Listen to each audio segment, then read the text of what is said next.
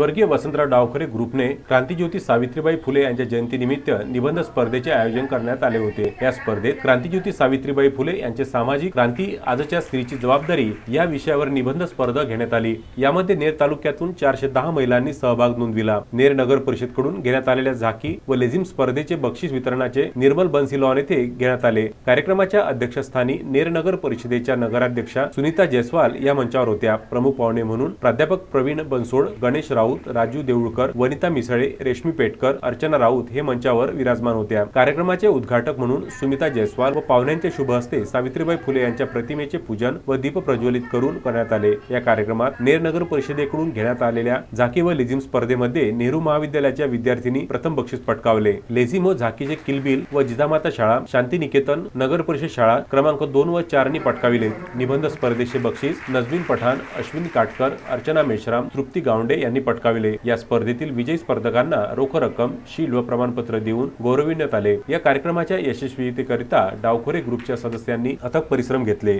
Navnath Dharoi, Vidarbha news, Ner.